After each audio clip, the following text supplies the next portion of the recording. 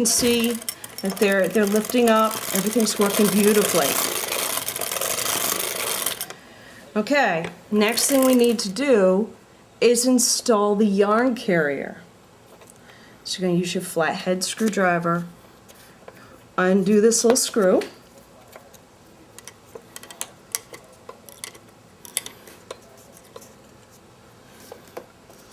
This is your yarn carrier. And right now we're just going to put it in there. We're going to have to fiddle with this, the height of it, a little bit. But right now we're just going to put it in.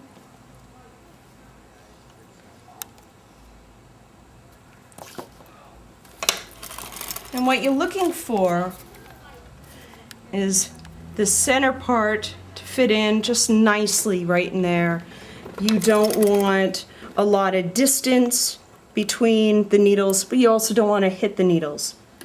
Once you put the yarn carrier in, you must be careful about the needles. As soon as a latch comes up, it could, if you have a latch that sort of sticks out there, and you come around with the yarn carrier, you'll hit it like this. And that's bad. You can either, by doing that, you could snap the head off the needle, you could break it, and then you got to put in new needles. A new needle for that particular one. So once you put the yarn carrier in, you have to be fairly gentle with your cranking, so you don't smash into one of those needles. Okay, we're going to assemble the yarn stand. I'm going to take this little bug-eared looking thing, and you're going to take the yarn stand post and insert that right in that hole.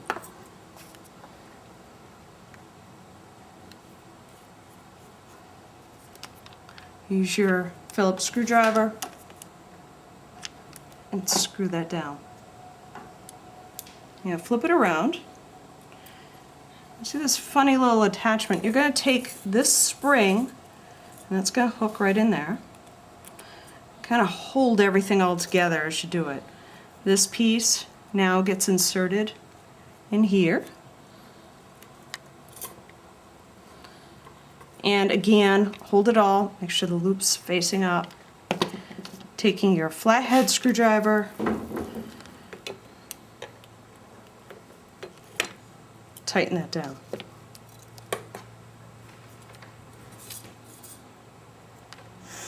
And it's just a friction fit, it just sits in there.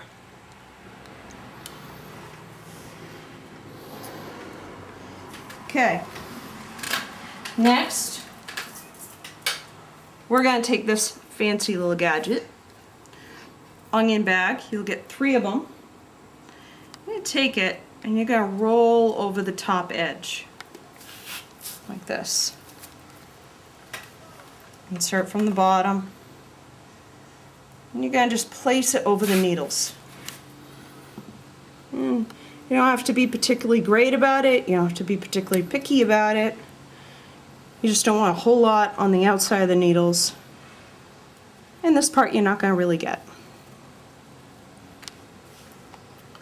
Then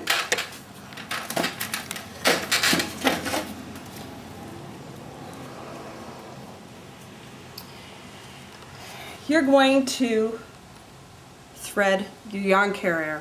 This is the one that gets a little funny, but bear with me. Take your yarn and make sure there's a clear feed from the yarn to the yarn carrier. If there isn't, if it snags, you will drop stitches, guaranteed. Slips in that part, goes between the bug ears, underneath that first part, and feed it through. It should go just like that. And this guy will drop down, it doesn't matter. This is how it's supposed to feed.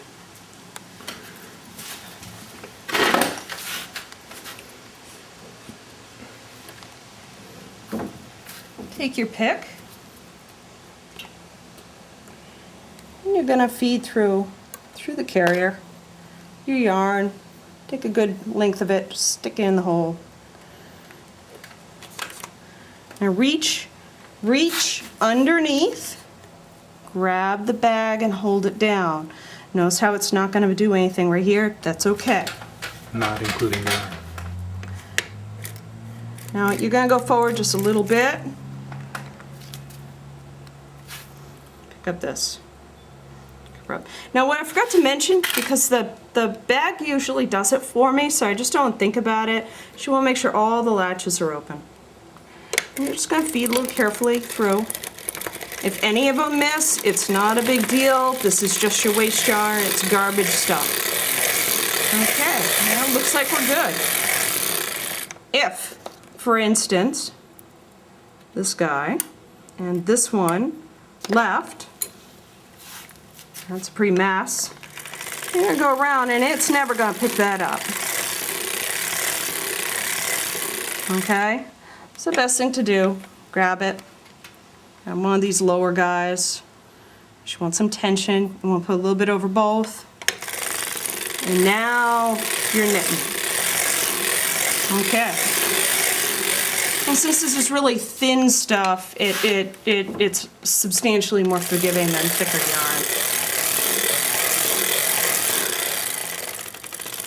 Now if you want to change the tension, tension means you're making larger stitches if the tension's loose, and you're making smaller stitches if the tension's tight.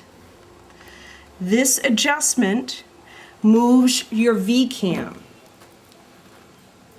So what will happen is if I move this adjustment down like this, my V-cam is moving down. This will cause my stitches to be bigger. So moving down, larger stitches, looser tension. Moving up, smaller stitches, tighter tension.